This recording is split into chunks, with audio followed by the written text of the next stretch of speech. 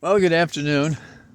Here we are in Virginia, and among the trees, and the weather report by the absent Mr. Jefferson is that it's 89 degrees, but I don't really feel it. And the sun is out, and the wind is non-existent. It's still.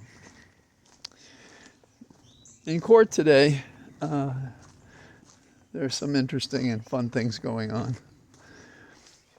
By now, you must know that Michael Cohen is himself a character. And he is as good or better a trash talker than the guy who used to fix things for Mr. Trump. And apparently he's put up a posting on social media referring to Trump as Don von Schützenpanz. Now just run that slowly and you'll see what he's saying. You can see how that would upset Trump, who has a pretty thin skin for a guy who issues slanders and attacks in every direction all the time.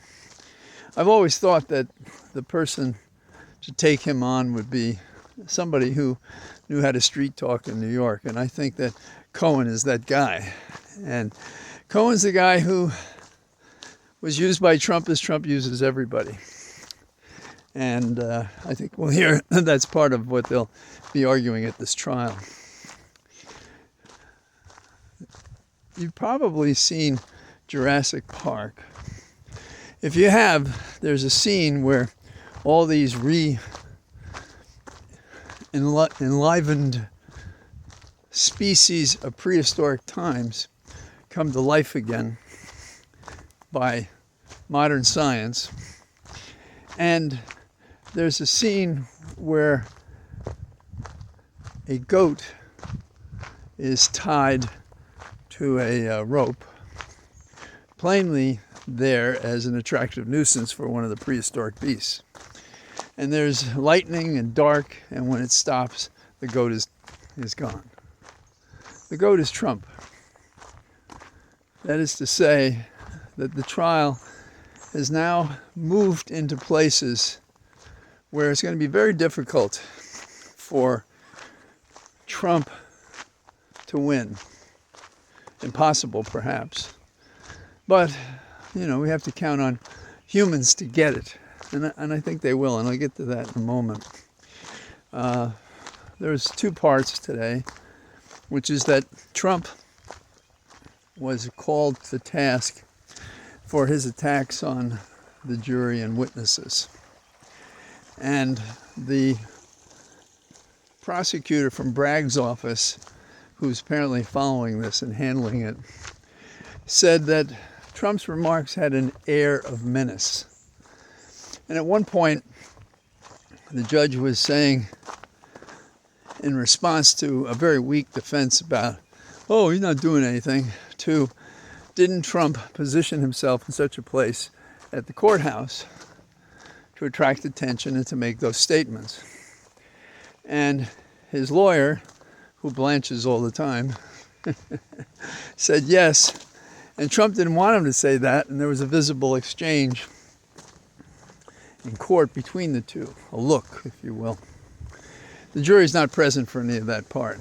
So the court's going to consider 4 instances and how, if at all, to punish those. Every case, maybe every event in our life has, I think, a magic moment, a turn in which something happens and is very hard to come away from that. So, for example, in the O.J. Simpson case, the magic moment in that long trial was when an incompetent prosecutor asked O.J. Simpson to try on the supposed gloves worn by the assassin. Now, if you've ever gotten leather wet, you know something about that. But O.J. Simpson couldn't get them on. And in summation, the argument became, if the drug doesn't fit, you must acquit. So what is the magic moment in the trial that Trump's involved in? It happened today. There's always one that's more important than the others.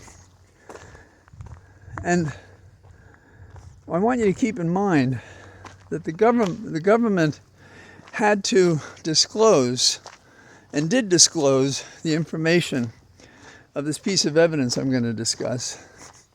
And so the defense knew it. Now let me set this up a little bit. The defense has attacked Davidson, who's been on the stand, who represented both McDougal and Stormy, okay? The Bimbo Squad. And the reaction is to question Davidson's ethics and so forth.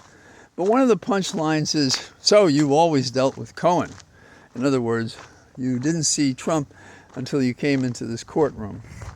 As if Cohen independently is doing this and not on behalf of Trump, who is the person who's running for president, who is the person who wants to be saved from this dirty linen, if you will. So no sooner do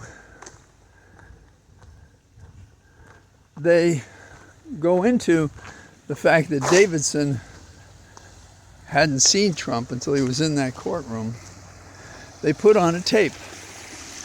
And the tape is a recording of Cohen speaking to Trump in 2016. And they're talking about the financial arrangements for how to pay off McDougal. Not Stormy, but McDougal.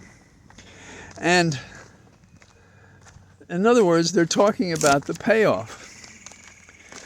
Now, this guy Cohen, I don't know how many contacts you have on your phone, and I have a fair number.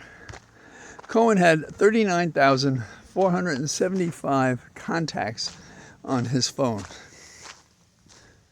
The conversation that Cohen secretly taped with Trump, he did it in a room in which Hicks was present, and I think she's going to testify. I don't know if she remembers it or not.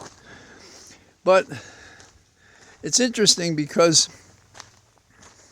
they discuss how they would finance the payoff to McDougal.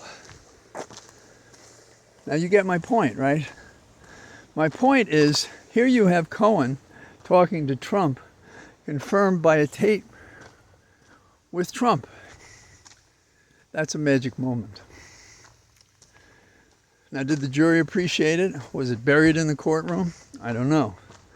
But this is the kind of thing that you do large. You find ways to repeat it, to go over it, to ask, is that clear? Did they say such and such?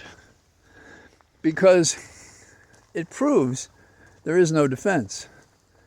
If the defense is that Trump didn't know what Cohen was doing, this is the end of that. So we have the defense counsel blanching and bobbing, but they made an argument they knew they couldn't deliver on because they knew this tape existed. Why did they do that? Are they incompetent? Did Trump tell them to say that? Did they say to Trump privately, yeah, but they got this tape. Don't worry about it. Nobody's going to believe Cohen. They don't have to believe Cohen. They're going to listen to the tape. Now, there's another thing that's distressing to me about this case, and I've mentioned it before. And it is the argument that at least Trump makes outside the courtroom. And the argument is that this case has been going on for 8 years. Why didn't the feds indict me? The feds didn't indict you because your pal in the so-called Department of Injustice was leaning on them, trying to get them to avoid any reference to Trump, either in an agreement with Cohen, a plea agreement, or anything else. And here it's funny, Because with Davidson on the stand, Davidson testified. He didn't testify. He was interviewed by at least Ari Melber on MSNBC. And in that interview, he said he was debriefed for 20 hours. And then they didn't use it. It didn't go anywhere. Why?